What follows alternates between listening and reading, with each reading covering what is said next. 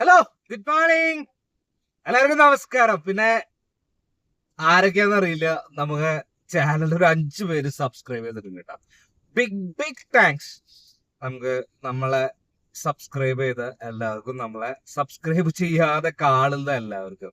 Okay, anyway ഞാനേ കഴിഞ്ഞ ദിവസങ്ങളിൽ നന്നായിട്ട് സിനിമ കണ്ടില്ല, അതുകൊണ്ടാണ് കൂടുതൽ വരാനിത്.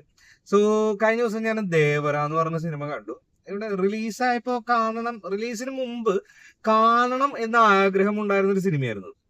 റിലീസായതിന് ശേഷം എന്തുകൊണ്ടോ അത് കാണണ്ടെന്ന് വെച്ചു. ചിലപ്പോ റിവ്യൂസ് ആയിരിക്കും. റിവ്യൂസ് തന്നെയാണ് ഒരു മേജർ ഘടകം അതിന്റെ. കാരണം അത് ഭയങ്കര എന്താ പറയുക, ഒരു എക്സൈറ്റ്മെന്റ് തരുന്ന സിനിമയല്ല. നമ്മുടെ ബാക്കിയുള്ള സിനിമകളുടെ ഒരു റിപ്ലിക്ക മാത്രമാണ്, അല്ലെങ്കിൽ അത് അങ്ങനെയൊക്കെയുള്ള ഒരു പ്രചാരണങ്ങൾ ഉണ്ടായിരുന്നു. പിന്നെ ആക്ഷൻസ് ഒന്നും അത്ര നന്നായിട്ടില്ല, അങ്ങനെയൊക്കെ ഭയങ്കര ഇതുണ്ടായിരുന്നു. അതിന്റെ പാട്ട് കണ്ടപ്പോഴേ, പിന്നെ MTR എന്ന് പറയുന്നത് നമുക്ക് ചെറുപ്പത്തില് തൊട്ടെന്ന് പറഞ്ഞു കഴിഞ്ഞാൽ പുള്ളിയുടെ സിനിമകൾ കാണാൻ തുടങ്ങിയ കാലഘട്ടം മുതൽ, സ്കൂൾ കാലഘട്ടം മുതൽ തന്നെ പുള്ളിയുടെ ഫാനാണ് നമ്മള്. പുള്ളിയുടെ പല പടങ്ങളുടെയും ഫാനാണ്. അപ്പൊ ആളുടെ സിനിമ ഇതേപോലെ നമുക്ക് അന്ന് തെലുങ്ക് സിനിമകൾ, ചെറിയ പ്രായങ്ങളിൽ തെലുങ്ക് സിനിമകള് തമിഴിലോ ഹിന്ദിയിലോ റീമേക്ക് ചെയ്ത് വരാൻ വേണ്ടിയിട്ട് നമ്മൾ കാത്തിരിക്കുന്ന ഒരു സമയം ഉണ്ടായിരുന്നു. തെലുങ്കായിട്ട് കണ്ടു കഴിഞ്ഞാൽ മനസ്സിലാവാത്തത് കൊണ്ടും അപ്പോ തമിഴിലോ അല്ലെങ്കിൽ മറ്റു ഭാഷയിലോ ഹിന്ദിയിലോ കാണണം എന്നുള്ള ആഗ്രഹം കൊണ്ടും നമ്മൾ കാത്തിരുന്നിരുന്ന കുറെ സമയം ഉണ്ടായിരുന്നു. പക്ഷെ ഇപ്പോ അങ്ങനെയല്ലല്ലോ. ഇപ്പോ നമുക്ക് ഏത് ഭാഷകളിലും സിനിമകൾ ആക്സസിബിൾ ആണ്.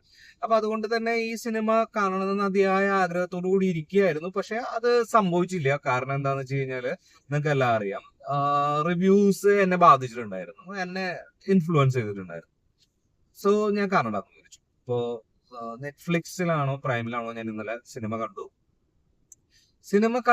എന്ന് പറഞ്ഞാൽ, നമ്മൾ സിനിമ കാണുന്നത് പലരും പല പർപ്പസിനായിരിക്കും. ചിലര് എഡ്യൂക്കേഷണൽ പർപ്പസിന് സിനിമ എടുക്കുന്ന ആൾക്കാരുണ്ടായിരിക്കും. അതുപോലെ തന്നെ എന്താ പറയുക, അവയർനെസ് പർപ്പസിന് സിനിമ എടുക്കുന്ന ആൾക്കാരുണ്ടായിരിക്കും. പ്യുവർലി എന്റർടൈൻമെന്റ് ബിസിനസ് ആയിട്ട് സിനിമ എടുക്കുന്ന ആൾക്കാരുണ്ടായിരിക്കാം.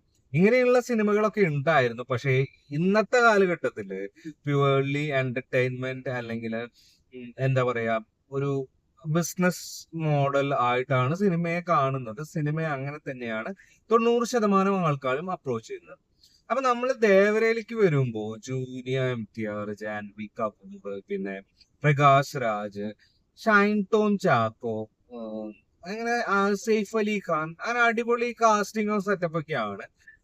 പിന്നെ ഇത് എന്താ പറയാ, നമ്മളുടെ KGFന്റെ വേറൊരു പതിപ്പാണെന്നൊക്കെ പറഞ്ഞു. ഓക്കെ, എല്ലാ സിനിമകളും എന്താണ് ഒരു അങ്ങനത്തെ കുറെ സംഭവങ്ങളൊക്കെ ഉണ്ട്. നമ്മളപ്പോ കണക്ട് ചെയ്യുകയാണെന്നുണ്ടെങ്കിൽ പല സിനിമകളും പല രീതിയിലും പഴയ സിനിമകളായിട്ട് കണക്ട് ചെയ്യണം. സത്യം, KGFന്റെ പോലത്തെ ഒരു കഥ തന്നെയാണ് ഇതിലുണ്ടായിരുന്നത്. പക്ഷേ അത് മെയ്ക്ക് ചെയ്തിരിക്കുന്ന രീതി, അതിന്റെ സിറ്റുവേഷൻസ്, അതുപോലെ തന്നെ എന്താ പറയാ, അതിന്റെ പശ്ചാത്തലങ്ങള് എല്ലാം മാറുമ്പോ ഒരു നമുക്ക് വേറൊരു വിഷ്വൽ ട്രീറ്റ് പോലെയൊക്കെ, നമുക്ക് വിഷ്വൽ ട്രീറ്റ് എന്നൊന്നും പറയാൻ പറ്റില്ലെങ്കിലും അത് നമുക്ക് എൻജോയ് ചെയ്യാൻ പറ്റുന്ന, അല്ലെങ്കിൽ എനിക്ക് ഞാൻ മറ്റുള്ളവരുടെ കാര്യം പറയുന്നില്ല കേട്ടോ, സോറി. ഞാൻ പറഞ്ഞിട്ടുണ്ടായിരുന്നു, ഞാൻ എന്റെ കാര്യം മാത്രമേ പറയുള്ളൂ. എനിക്ക് എൻജോയ് ചെയ്യാൻ പറ്റുന്ന ഒരു തരത്തിലുള്ള ഒരു സിനിമയായിരുന്നു ദേവര.